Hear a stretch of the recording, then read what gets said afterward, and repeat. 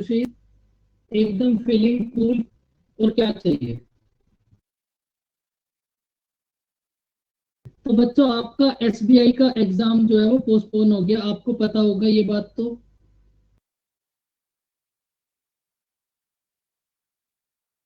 अगर कोई ऐसा बच्चा हो जिसको ना पता हो तो उसको अब पता चल गया होगा, जो आपका एसबीआई प्रीलिम्स का जो एग्जाम था वो अभी पोस्टपोन हो गया। और एक बात आप याद रखना, इस प्रिपरेशन को ना 5 ईयर प्लान मत बनाना। Good afternoon sir, good evening sir. कोई बात नहीं, सब चलता है, सो को उठो, कोई दिक्कत वाली बात नहीं है। Ritesh, good evening.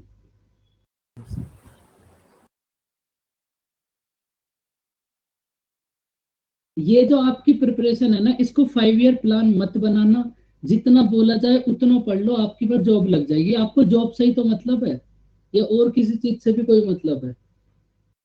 मैथ के लिए जितना मैं बोलूँ ना आपको, आप कुछ मत करो, बस इतना पढ़ लो, आपका सिलेक्शन 100% हो जाएगा, कोई आपको नहीं रोक सकता। तो बच्चों अब आप ये बताओ, हमारा ये एक लास्ट, बढ़िया दिव्यांश, गुड इवनिंग, आप बताओ कैसे हो? भाई हमने ये क्वेश्चन करा था, इस क्वेश्चन की कहानी क्लियर है आप सबको? एक बार फिर से देख लो भाई, एक बस एक छोटा वाला मेथड देख लो इसका। सपोज आपके पास टोटल वोटर्स हैं एक्स, सपोज आपके पास टोटल वोटर्स हैं एक्स, इसमें से 20% वोट्स हो गए इनवैलिड। अगर 20% इनवैलिड हो गए तो फिर वैलिड वोट्स कितने बचे? 80%। 80% की फ्रैक्शन कितना होगी? 4/5। अब उसके बाद विनर कैंडिडेट को मिला है 70%, विनर कैंडिडेट को मिला है बच्चों 70%, तो लूजर कैंडिडेट को कितना मिला होगा? 30%। अब ये जो कैंडिडेट एक्चुअल में विन हुआ है, ये कितने परसेंट से विन हुआ होगा? इन दोनों के डिफरेंस मतलब 40% से, और 40% की फ्रैक्शन कितना होगी? 2/5। और ये वैल्यू आपको क्वेश्चन में गिवन है 9600। तो यहां से आपके पास एक्स की वैल्यू कितना आ जाएगी बच्चों? 30,000। इसका मतलब टोटल वोटर्स हो गए आपके पास 30,000, और इसमें से वैलिड वोटर्स कितना होंगे? टोटल वोटर्स का 80%। तो टोटल वोटर्स हो गए 30%, और वैलिड वोटर्स हो गए आपके पास 24,000। 30,000 और 24,000। गुड इवनिंग बेटा। अब बताओ बच्चों, ये बात समझ आई? ये क्वेश्चन तो लास्ट क्लास में भी करा था। अब देखो आज इसी टाइप के क्वेश्चन करेंगे फिर से। देखो अब इस क्वेश्चन को रीड करो।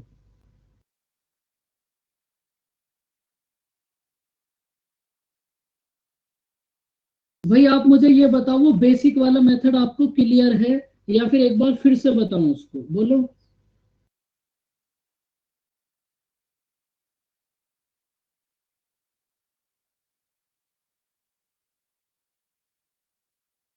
चलो एक बार फिर से देख लो, बहुत हैवी डिमांड है भाई। अगर एक बच्चे ने भी बोल दिया तो फिर सारे बच्चे दोबारा से देखो। सपोज टोटल वोटर्स हैं हमारे पास 100। आपको कुछ भी नहीं करना, जो क्वेश्चन में बोला जाए आप टोटल वोटर्स को 100 एज्यूम कर लो। उसके बाद जो क्वेश्चन में बोला जाए आप बस वो करते रहो।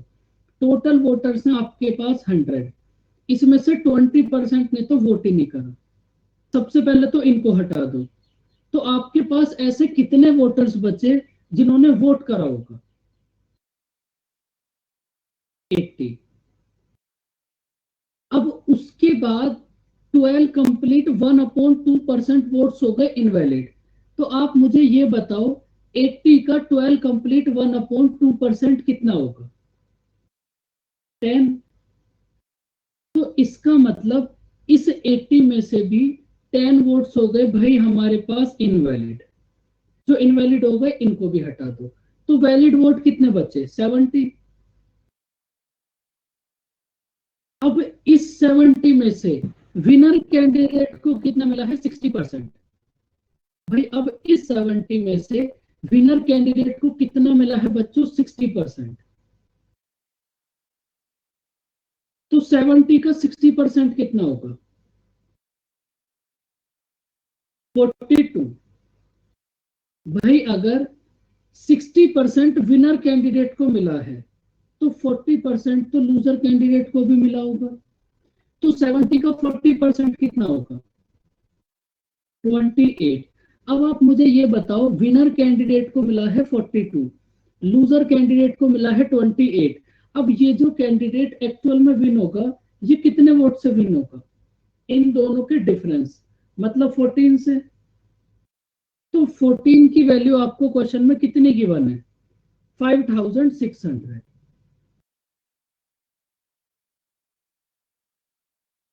तो यहां से 1 की वैल्यू कितना होगी?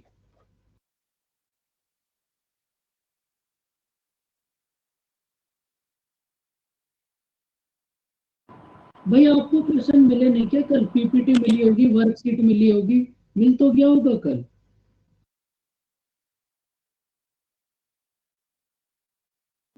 तो बस उनको रिवाइज करो, और क्या करोगे?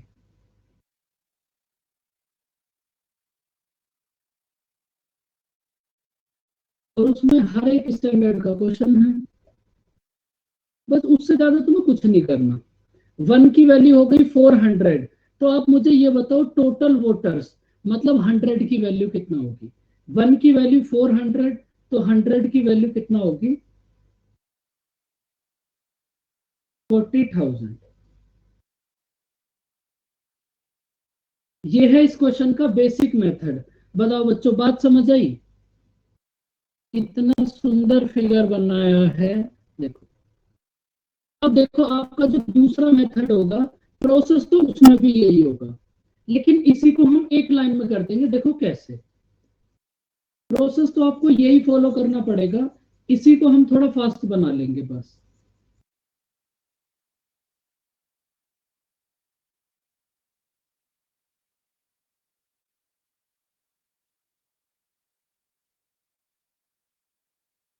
सपोज टोटल वोटर्स हैं आपके पास एक्स। सपोज टोटल वोटर्स है आपके पास एक्स, इसमें से 20% ने तो वोट ही नहीं करा, तो इसका मतलब कितने वोटर्स बचे आपके पास? 80%। 80% की फ्रैक्शन कितना होगी? 4/5। भाई अगर टोटल वोटर्स है एक्स, 20% ने तो वोट ही नहीं करा, जिन्होंने वोट नहीं करा उनको हटा दो, तो इसका मतलब टोटल वोटर्स एक्स के 80% मतलब 4/5 ने वोट करा। अब इसमें से भी 12 कंप्लीट 1/2% वोट हो गए इनवैलिड। 12 कंप्लीट 1/2% वोट हो गए इनवैलिड, तो वैलिड वोट कितने बचे? भाई अगर टोटल वोट आपके पास 8 है, इसमें से 1 इनवैलिड हो गई, तो वैलिड वोट कितनी बची? 7/8। बात समझ आई बच्चों? भाई अगर टोटल वोट 8 है, इसमें से 1 इनवैलिड, तो वैलिड कितनी बची? 7/8। अगर समझ ना आई हो तो आप ऐसे कर लो कि भाई 12.5% वोट हो गए इनवैलिड, तो वैलिड कितना बची? 87 1/2%। और 87 1/2% की फ्रैक्शन कितना होगी? 7/8। जैसे आपको ठीक लगे वैसे कर लो। टोटल वोट है आपके पास एक्स, इसमें से 20% ने वोट नहीं करा, उनको हटा दो, इसका मतलब 80% कितना होगा? 4/5। इसमें से 12 कंप्लीट 1/2% वोट हो गए इनवैलिड, तो वैलिड कितना बची? 7/8। अब इसमें से भी विनर कैंडिडेट को मिला है बच्चों 60%, तो लूजर कैंडिडेट को कितना मिला होगा? अगर विनर कैंडिडेट को मिला है 60%, तो लूजर कैंडिडेट को कितना मिला होगा? 40%। अब ये जो कैंडिडेट एक्चुअल में विन हुआ है, ये कितनी वोट से विन हुआ होगा? इन दोनों का डिफरेंस, मतलब 20%। तो 20% की फ्रैक्शन कितना होगी? 1/5। और ये वैल्यू आपको गिवन है 5600। वो तो पूरा बेसिक था, उसमें भी आपने यही प्रोसेस करा था। समझ आया बच्चों कुछ?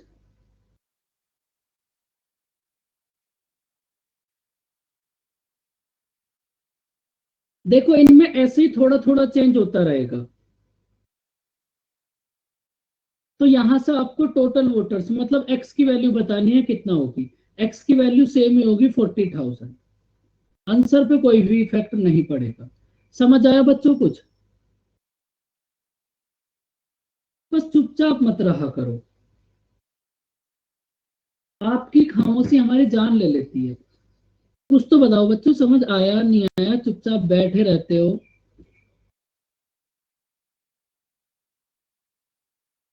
अब देखो हम और थोड़ा आगे चलते हैं। अब आप इस क्वेश्चन को रीड करो और अब आप मुझे ये बताओ कि 48 और 49 में क्या डिफरेंस है। बस एक छोटा सा डिफरेंस है और इनमें यही छोटे छोटे चेंज होते रहेंगे बस।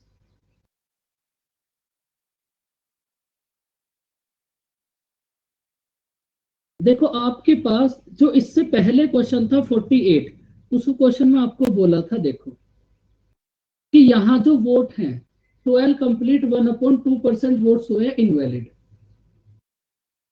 और ये जो आपके पास क्वेश्चन नंबर 49 है, इसमें आपको एग्जैक्ट नंबर बता दिया कि भाई आपके पास 600 वोट्स इनवैलिड हुए हैं। 48 नंबर क्वेश्चन में आपको परसेंटेज गिवन थी कि 12 कंप्लीट 1/2% इनवैलिड, और यहाँ एग्जैक्ट नंबर बता दिया कि 600 वोट्स इनवैलिड। बाकी पूरा प्रोसेस सेम रहेगा। देखो कैसे,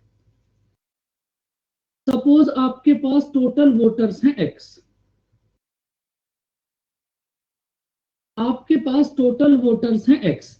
अब इसमें से 20% ने तो वोट नहीं करा, अगर 20% ने वोट नहीं करा तो उनको हटा दो, तो कितना बचा 80%। 80% की फ्रैक्शन कितना होगी 4/5। टोटल वोटर्स के इतने वोटर्स ने वोट करा टोटल वोटर्स में से, और इसमें से भी 600 वोट्स हो गए आपके पास इनवैलिड।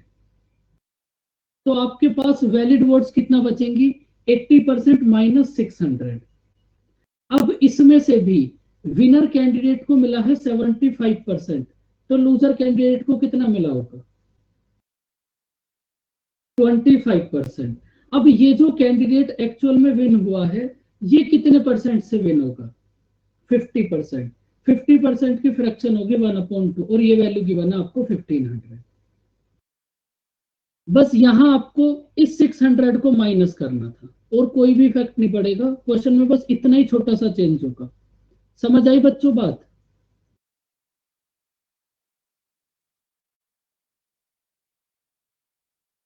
तो यहां से आपको टोटल वोटर्स मतलब एक्स की वैल्यू बतानी है, क्या होगी बताओ, एक्स की वैल्यू कितना होगी अब।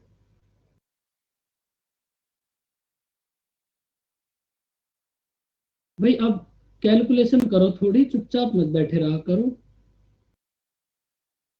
ये कितना होगा 3600, 4 से डिवाइड हो जाएगा ये 900, तो एक्स की वैल्यू कितना आ जाएगी 4500। इसका मतलब टोटल वोटर्स होंगे आपके पास 4500। एक क्वेश्चन और बचा बस आपके पास, एकदम सेम 49 और 50 एकदम सेम है। एक मैंने करा दिया और इसका आंसर आप बताओ।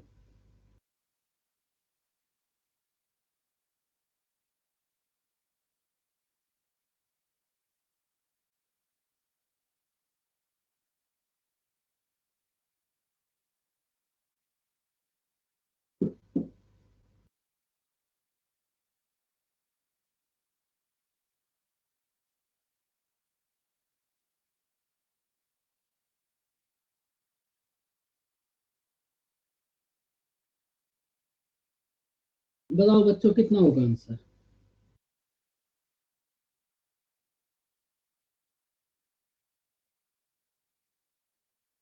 25,000।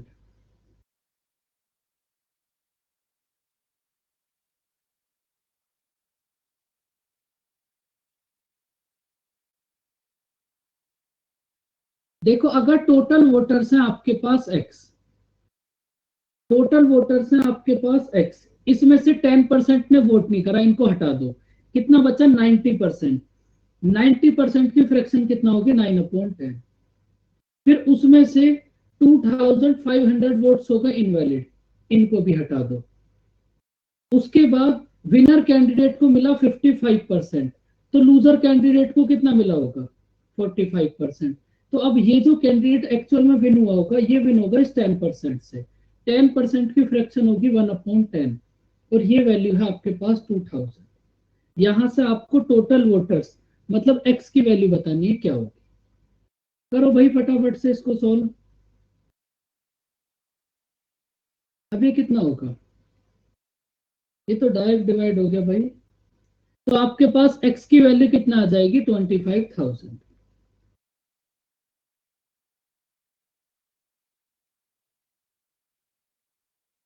समझ आया बच्चों ये इलेक्शन वाले क्वेश्चन। अब देखो इसी टाइप से ना थोड़ा थोड़ा चेंज होता रहेगा बस, लेकिन पूरा प्रोसेस यही रहेगा। अब देखो एक लास्ट क्वेश्चन हम कर लेते हैं, कैट 2017 का क्वेश्चन, या तो 15 था या 17 था। करो अपना अपना दिमाग लगा दो सब, जितना लगा सकते हो।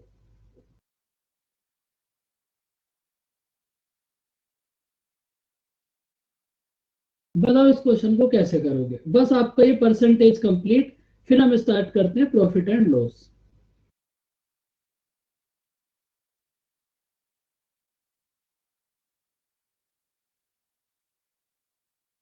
जो बच्चा आंसर बताएगा उसको 5 रुपए का कैश इनाम। बताओ।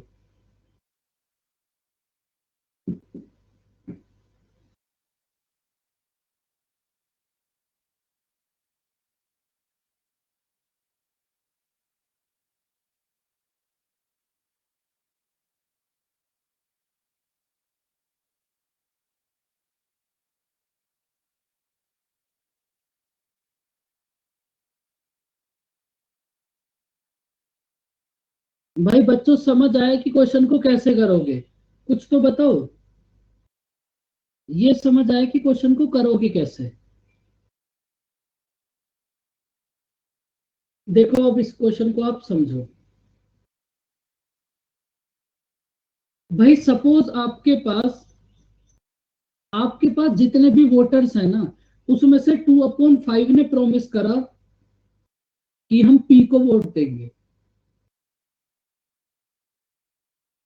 आपके पास जितने भी वोटर्स हैं उसमें से 2/5 ने प्रॉमिस करा कि हम पी को वोट देंगे। तो बच्चों हमने एज्यूम कर लिया कि हमारे पास टोटल वोटर्स हैं 5। अगर आपके पास टोटल वोटर्स है 5, तो आप मुझे ये बताओ कि पी को कितने वोट करेंगे, 2। और रिमेनिंग ने वोट करा होगा क्यू को। तो आप मुझे ये बताओ टोटल है 5, इसमें से 2 ने प्रॉमिस करा कि हम पी को वोट करेंगे, और रिमेनिंग ने प्रॉमिस करा कि हम क्यू को वोट करेंगे। तो अगर 2 ने वोट करने का प्रॉमिस करा पी को, तो क्यू को कितने परसेंट वोट करेंगे, 3। बात समझ आई बच्चों यहां तक।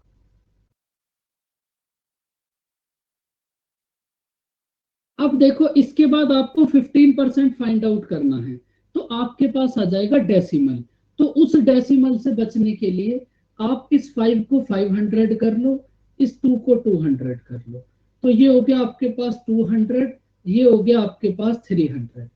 अब समझो बात, अगर टोटल वोटर्स है आपके पास 500, तो इसमें से 200 ने प्रोमिस करा कि हम पी को वोट करेंगे, और रिमेनिंग ने प्रॉमिस करा कि हम क्यू को वोट करेंगे। लेकिन जिस दिन आपके पास वोटिंग थी उस दिन 15% वोटर्स ने पी को वोट करने से मना कर दिया। तो आप मुझे ये बताओ 200 का 15% कितना होगा। भाई 15% वोटर्स अपने प्रॉमिस से पीछे हट गए, तो इसका मतलब 15% ने मना कर दिया कि हम पी को वोट नहीं करेंगे। 200 का 15% होगा 30। इस 200 में से 30 वोटर्स ऐसे थे जिन्होंने मना कर दिया कि भाई हम पी को वोट नहीं करेंगे, और उसके बाद 25% वोटर्स ऐसे थे जिन्होंने ये मना कर दिया कि हम पी क्यू को वोट नहीं करेंगे। तो आप मुझे ये बताओ क्यू को वोट करने वालों में से कितने लोगों ने मना करा। 300 का 25%, मतलब 75। तो आपके पास कितना बचा, 170, और इधर कितना बचा, 225। सबसे पहले बताओ यहां तक की बात समझ आई। अब भाई ऐसा ना हो कि पूरा क्वेश्चन हो जाए फिर आप बोलोगे ये 75 कैसा है, वही समझ नहीं आया, वो फिर बहुत दिक्कत की बात हो जाएगी। अब आप एक छोटी सी बात समझो, भाई आपके पास दो ही कैंडिडेट हैं जिन्होंने पी को वोट करने से मना कर दिया, उन्होंने किसको वोट करा होगा? भाई जिन लोगों ने मना कर दिया कि हम पी को वोट नहीं करेंगे, तो फिर उन्होंने वोट करा किसको होगा? क्यू को। तो इसका मतलब ये जो 30 वोटर हैं जिन्होंने पी को वोट करने से मना कर दिया, तो इन्होंने किसको वोट करा होगा? क्यू को। और उसके बाद ये जो 75 वोटर्स है जिन्होंने क्यू को वोट करने से मना कर दिया, इन्होंने वोट करा किसको होगा? पी को। तो अब आप मुझे ये बताओ, पी को टोटल वोट्स कितने मिले? 200, कितना होगा ये? 45। पी को टोटल वोट मिले 245 और क्यू को टोटल वोट कितने मिले? 255। बताओ बच्चों, यहां तक की बात समझ आई?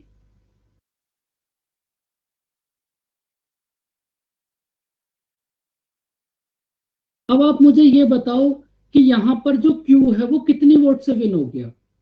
यहां पर ये जो क्यू है ये कितनी वोट से विन हो गया? 10। 10 की वैल्यू क्वेश्चन में गिवन है आपको 2। 2 की वैल्यू 10 नहीं, 10 की वैल्यू 2। 10 की वैल्यू क्वेश्चन में गिवन है आपको 2, तो 1 की वैल्यू कितना होगी? 1/5। 1 की वैल्यू 5 नहीं होगी, 1/5 होगी। 1 की वैल्यू है 1/5। तो आपने टोटल वोटर्स को एज्यूम करा था 500। 1 की वैल्यू है 1/5, तो 500 की वैल्यू कितना होगी? 100। इसका मतलब टोटल वोटर्स कितने थे? 100। बात समझ आई बच्चों?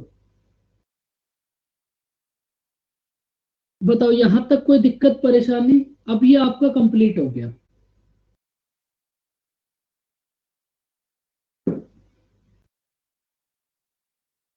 बोलो बच्चों, कुछ तो बोलो, समझ आ गया ये क्वेश्चन?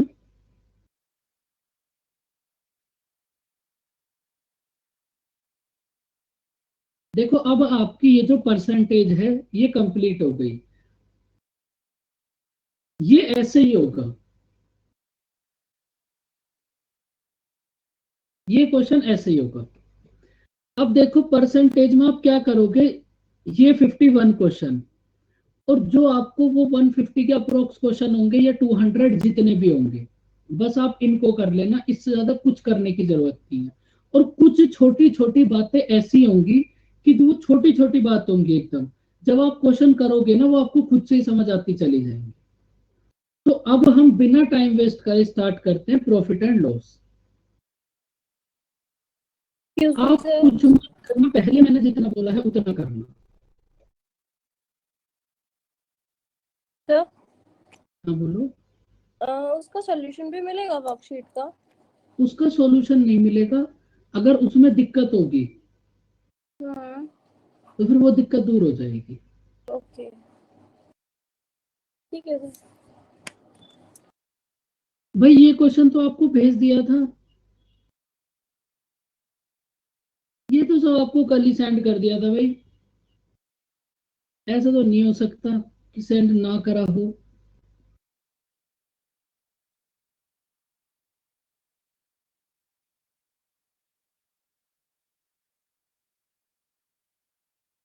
फिर से देख लेना भाई, जिन बच्चों को नहीं मिला वो एक बार फिर से चेक करना अपना ग्रुप, उनको वहीं पे मिल जाएगा।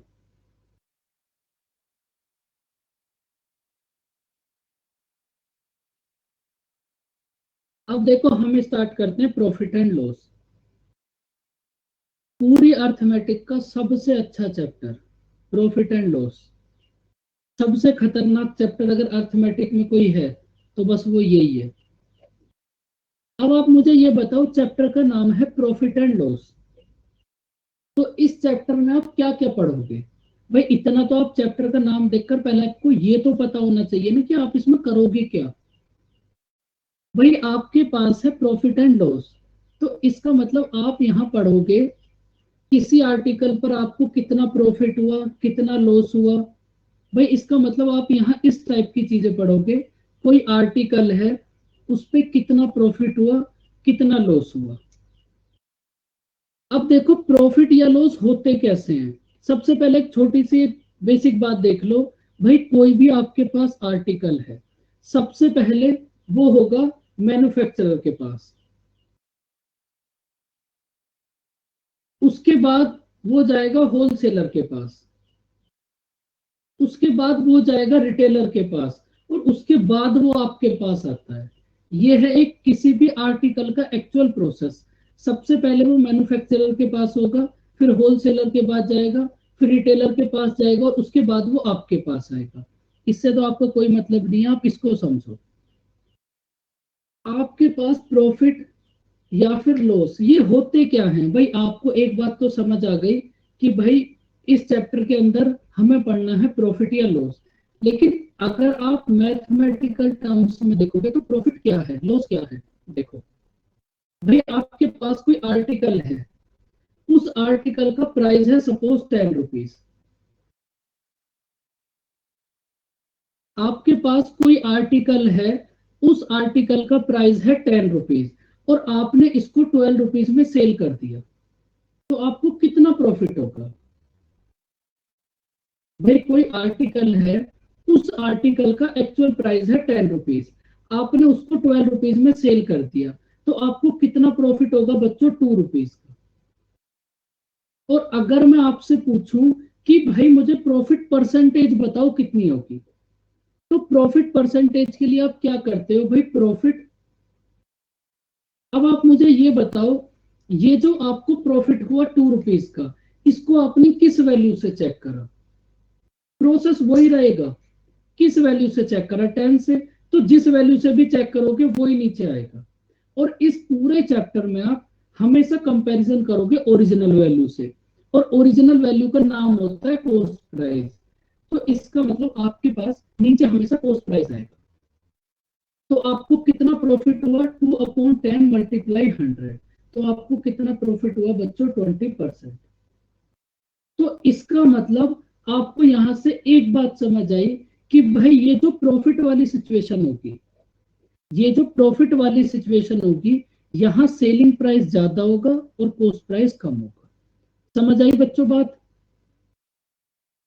सेलिंग प्राइस यहाँ ज्यादा होगा और कॉस्ट प्राइस यहाँ कम होगा। भाई आपको प्रॉफिट तभी तो हो सकता है। अब उसके बाद आओ आप लॉस पर।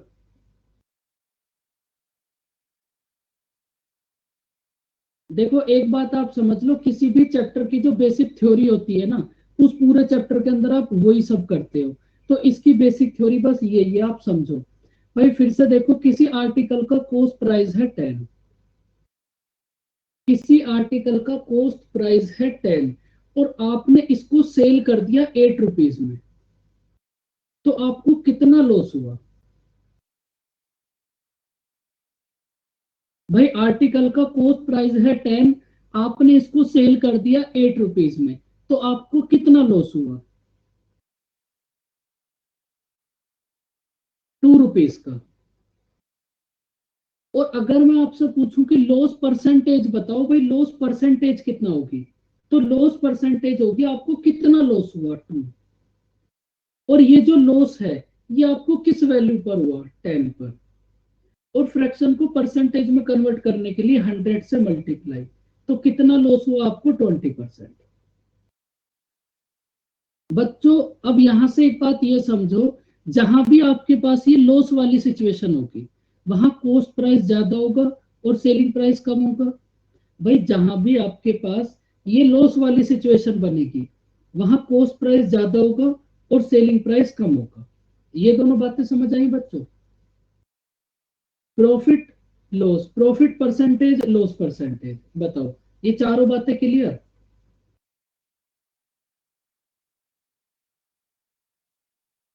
और देखो उसके बाद आपके पास एक ऐसी कंडीशन भी होती है, नो प्रॉफिट नो लॉस। अब आप मुझे बताओ इस कंडीशन में क्या होगा, भाई खुद से बताओ, नो प्रॉफिट नो लॉस वाली सिचुएशन में क्या होगा। इस सिचुएशन में क्या होगा कि भाई आपने किसी आर्टिकल को 10 रुपीज में परचेज करा और 10 रुपीज में सेल कर दिया, 10 रुपीज में परचेज करा, 10 रुपीज में सेल कर दिया, तो कॉस्ट प्राइस और सेलिंग प्राइस इक्वल। तो जहां भी आपके पास नो प्रॉफिट नो लॉस होगा, तो इसका मतलब वहां आपके पास कॉस्ट प्राइस और सेलिंग प्राइस इक्वल होगा। और इन सब पॉइंट्स के ऊपर अभी तो आपको इनको देखने में ऐसा ही लग रहा है, बहुत अच्छे अच्छे क्वेश्चन बनेंगे। बता दो तो इस स्लाइड पर जितनी भी बातें हैं वो सारी बातें क्लियर आपको? फिर उसके बाद नेक्स्ट स्लाइड पर चलते हैं। अभी मैं आपको ये समझा रहा हूँ कि इस चैप्टर के अंदर होता क्या क्या है, क्या क्या हम पढ़ेंगे इस चैप्टर के अंदर। अब देखो आपके पास ये जो प्रॉफिट एंड लॉस होगा, इसके बाद पढ़ेंगे हम कंपाउंड इंटरेस्ट। आज तक आपने हमेशा एक बात देखी होगी कि दुनिया के जितने भी टीचर हैं वो पहले सिंपल इंटरेस्ट पढ़ाते हैं और उसके बाद वो कंपाउंड इंटरेस्ट पढ़ाते हैं। भाई आपने भी आज तक ऐसा ही देखा होगा और हमने भी पहले ऐसा ही देखा था। लेकिन आप क्या करोगे, आप पहले कंपाउंड इंटरेस्ट पढ़ोगे उसके बाद सिंपल इंटरेस्ट। ऐसा क्यों करेंगे हम वो समझो।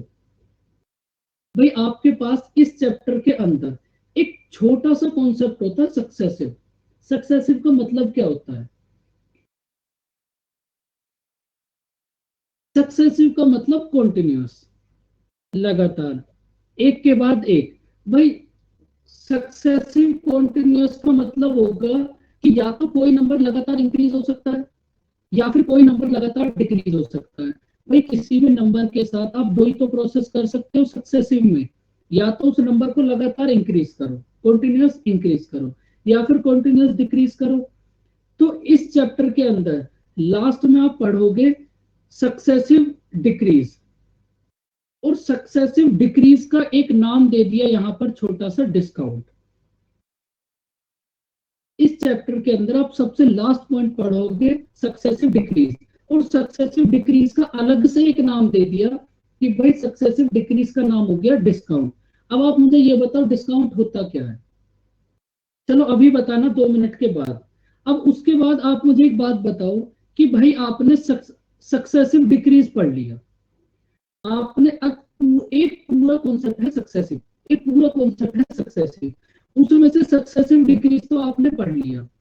तो इसके बाद आप सिंपल इंटरेस्ट पढ़ोगे या फिर सक्सेसिव इंक्रीज पढ़ोगे?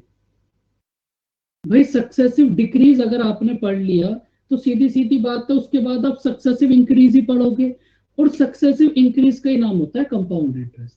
कंपाउंड इंटरेस्ट में होता क्या है, कोई भी वैल्यू लगातार इंक्रीज होती है। तो सक्सेसिव डिक्रीज आप इस चैप्टर में पढ़ोगे जिसका नाम होगा डिस्काउंट, और सक्सेसिव इंक्रीज अलग से एक चैप्टर है जिसका नाम है कंपाउंड इंटरेस्ट। तो जब आप सक्सेसिव इंक्रीज और सक्सेसिव डिक्रीज इन दोनों चैप्टर्स को पढ़ लोगे तब ये सक्सेसिव वाला कॉन्सेप्ट हो जाएगा कंप्लीट। तो बस इसी सक्सेसिव वाले कॉन्सेप्ट को कंप्लीट करने के लिए आप प्रॉफिट एंड लॉस के बाद कंपाउंड इंटरेस्ट पढ़ोगे और उसके बाद सिंपल इंटरेस्ट। बात समझ आई बच्चों? आपको हर एक बात पता होनी चाहिए, ऐसा ना हो बस बैठ के नोट्स बनाए जा रहे हो चुपचाप। अब देखो, अब आप मुझे ये बताओ कि डिस्काउंट क्या होता है? अब बताओ।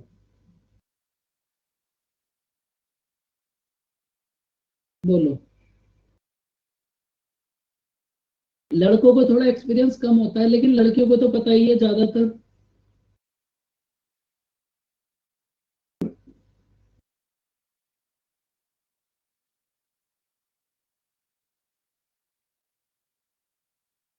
देखो डिस्काउंट क्या होता है, बिल्कुल वेरी गुड, सुनिए सुशील, फीलिंग प्राउड।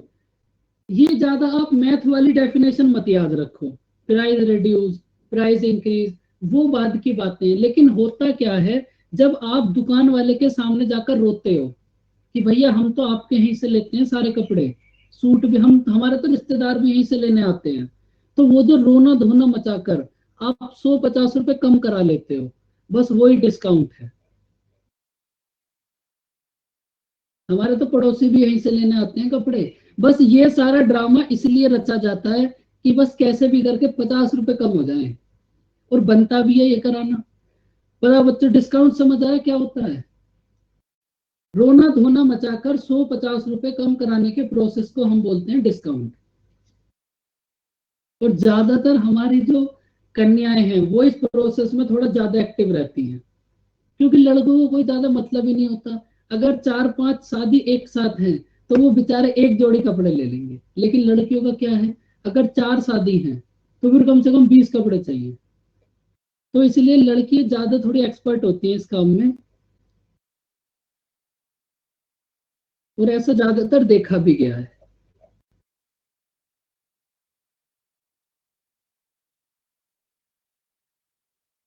बिल्कुल एकदम ट्रू स्टोरी बेस्ड। अब देखो डिस्काउंट होता क्या है भाई, अगर डिस्काउंट मतलब डिस्काउंट मिलता है आपको मार्क प्राइस पे। मार्क प्राइस मतलब जो आपने खुद से उसके ऊपर मार्क कर दिया। कभी कभी बच्चों ऐसा भी हो जाता है ना, देखो क्या मजा आएगा भाई। देखो कभी कभी ऐसा भी हो जाता है कि आप कभी कहीं मार्केट में जाओ और वहां पर आपके पास सेल लगी हुई है कि 70% ऑफ।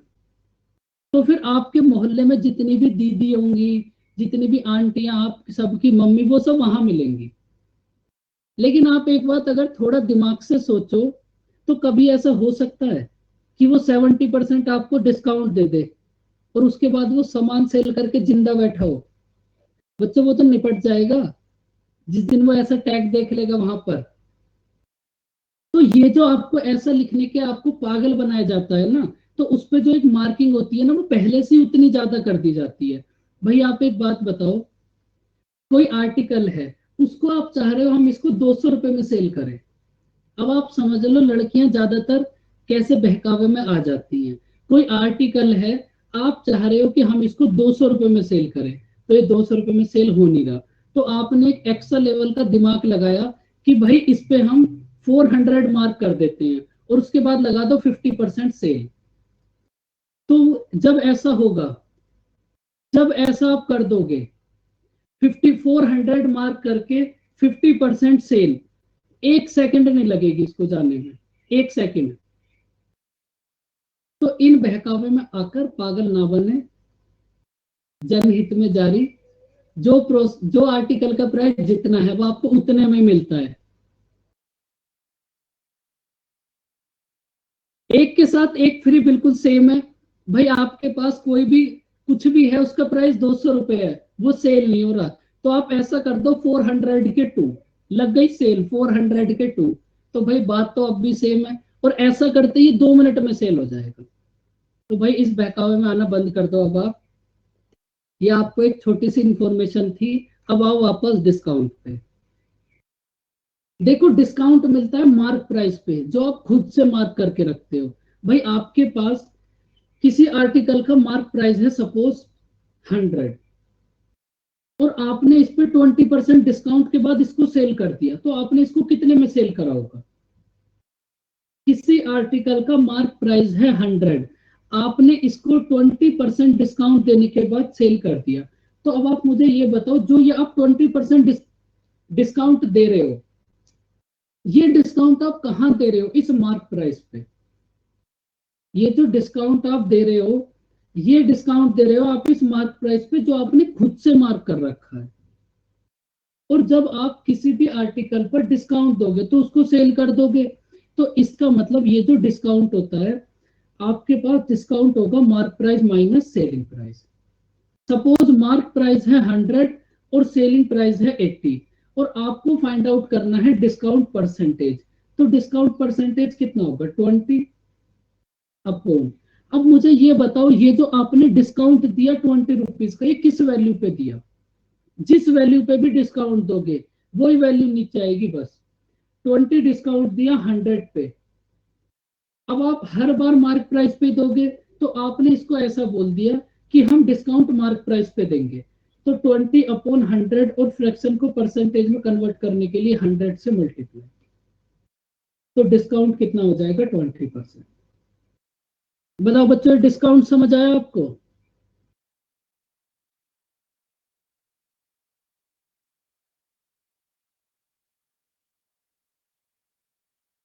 अब देखो आप यहाँ इसको नोट कर लो। भाई आपको परसेंटेज में क्वेश्चन नंबर 8 कराया था। अगर आपको याद हो कि आपने रेक्टेंगल की साइड को 20 इंक्रीज कर दिया और 20 डिक्रीज कर दिया, तो वहां आपको एक बात समझाई थी कि लॉस परसेंटेज कितना होगी, -x² अपॉन 100। याद है बच्चों को दिन। तो लॉस परसेंटेज कितना होगी, -x² अपॉन 100। तो ये तो आपके पास वही फॉर्मूला है, और ये जो नीचे वाले दोनों आपके पास फॉर्मूले हैं, इन दोनों का आप नोट कर लो ऐसे ही। जब क्वेश्चन करेंगे ना, ये आपको तभी समझ आ जाएगा, और आपको ये भी समझ आ जाएगा कि ये फॉर्मूले आए कैसे। लेकिन फिलहाल आप इनको ऐसे ही नोट कर लो, क्योंकि ये आपको क्वेश्चन से ही समझ आएगा, और इसके ऊपर बेस कम से कम हम 20 क्वेश्चन करेंगे, और जब आप अपनी वर्कशीट करोगे तो उस वर्कशीट के अंदर कम से कम 50 क्वेश्चन इसके ऊपर बेस होंगे।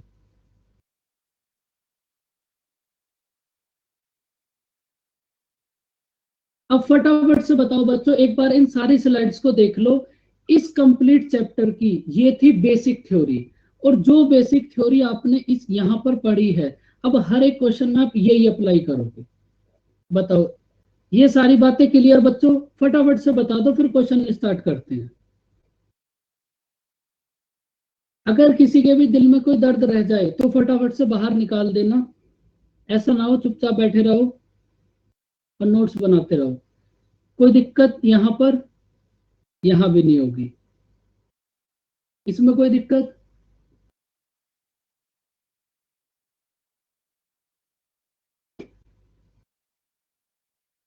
चलो, अगर कोई भी दिक्कत नहीं है तो फिर एकदम एक छोटा सा और बेसिक सा क्वेश्चन, बेसिक से बातें स्टार्ट करेंगे। और जब आप अपनी इस चैप्टर की वर्कशीट करोगे, आपका पूरा का पूरा दिमाग ओपन हो जाएगा। जो आपको ऐसा लग रहा होगा थोड़ा बंद बंद सा, पूरा खुल जाएगा जब इसकी वर्कशीट करोगे। तो अगर कंप्लीट वर्कशीट करनी है तो एक एक कॉन्सेप्ट को बहुत ध्यान से समझना।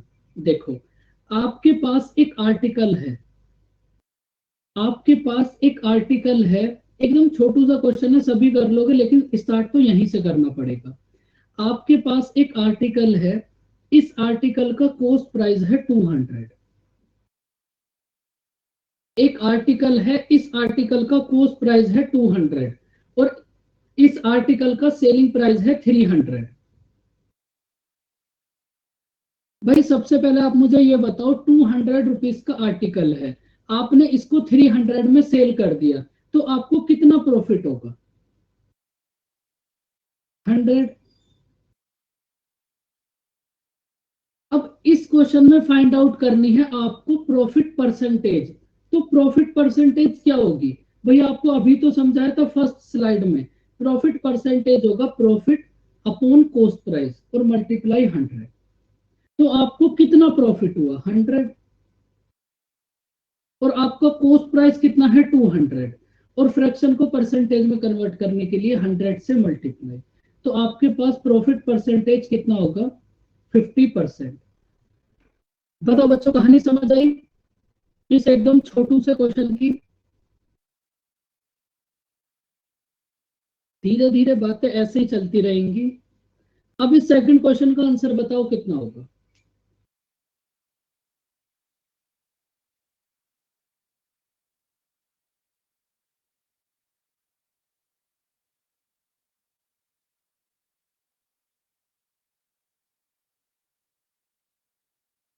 देखो, जिन बच्चों को बात समझ नहीं आई या जिनकी मैथ थोड़ी सी वीक है, भाई उन्हीं के लिए हम इसको इतना ओपन करके कराते हैं हर एक क्वेश्चन को, कि एक एक बात समझ आ जाए। तो आप भी समझने की कोशिश किया करो।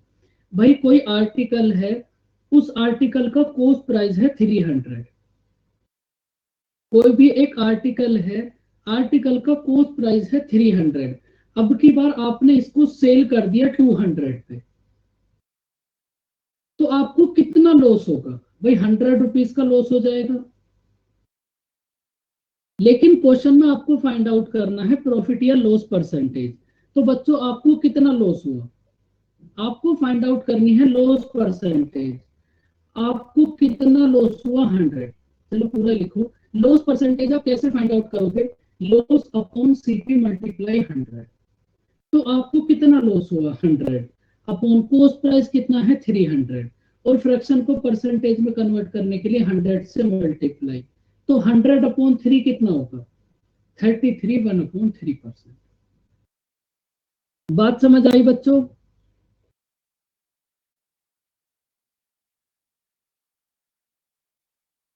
अब देखो, थोड़ा सा हम और आगे चलते हैं, करो इस क्वेश्चन को रीड।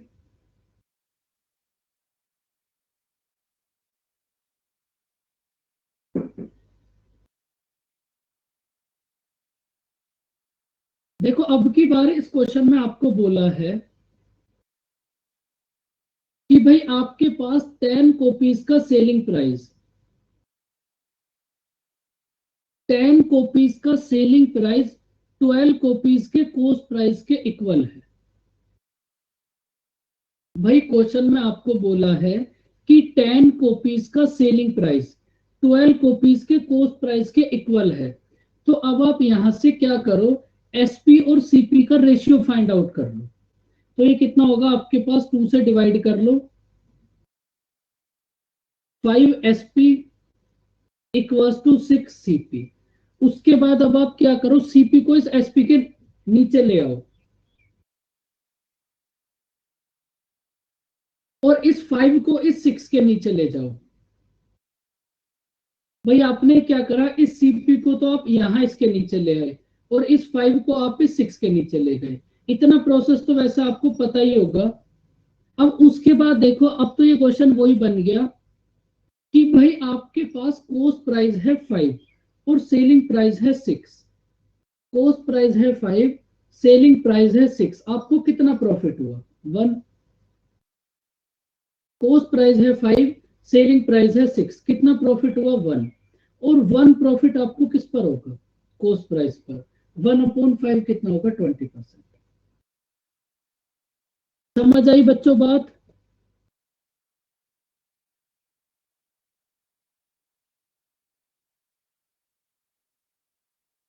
एकदम छोटू छोटू से बेसिक बेसिक से क्वेश्चन।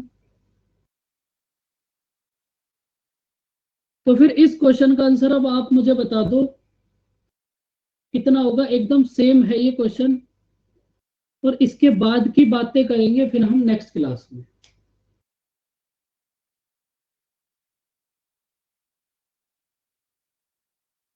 फटाफट से बताओ भाई आंसर कितना होगा।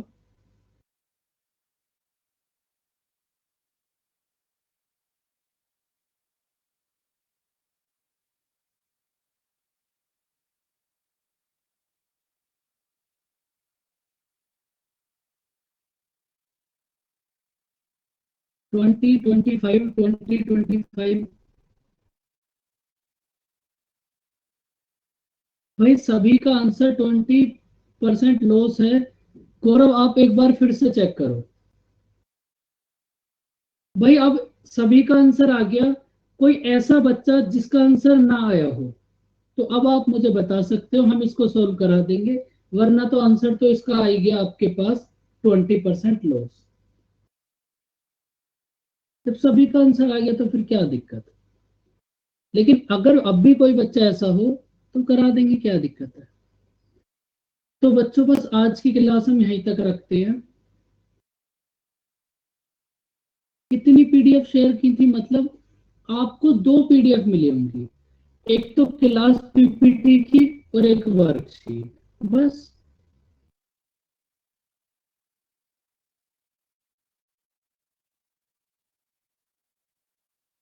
भाई एक आपको, एक तो ये मिली होगी क्लास पीपीटी और एक वर्कशीट मिली होगी।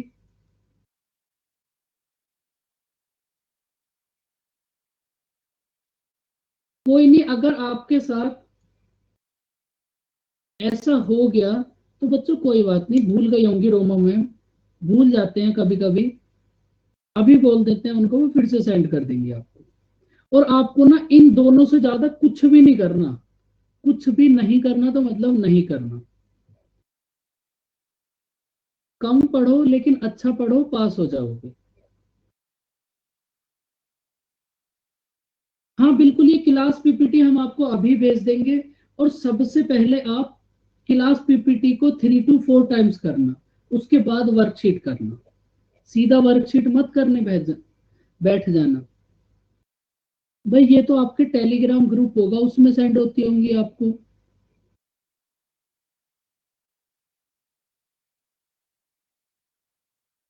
भाई आप ना एक बात समझो, अगर आपके साथ कभी ऐसा हो जाता है ना, जैसे कोई भी है आपको नहीं मिला कुछ, तो इसमें कोई ऐसी बात नहीं है और वो चैप्टर हो गया, तो आप रोमा मैम को कॉल करके बोल दो, वो आपको सेंड कर देंगे। भूल जाते हैं भाई, सारा दिन इतना काम होता है। लेकिन अभी तो उनसे मैं ही बोल दूंगा, आप टेंशन मत लो। लेकिन अगर कभी फ्यूचर में ऐसा होता है कि आपको वर्कशीट मिल गई, पीपीटी नहीं मिली, या फिर पीपीटी मिल गई, वर्कशीट नहीं मिली, तो आप रोमा मैम को कॉल करो, आपको सब कुछ मिल जाएगा। ओके बच्चों, बाय बाय, टेक केयर, अपना ध्यान रखें, मिलते हैं नेक्स्ट क्लास में। हंसते रहें, मुस्कुराते रहें। बाय बाय बच्चों, टेक केयर बच्चों, वेलकम, बाय बाय बच्चों।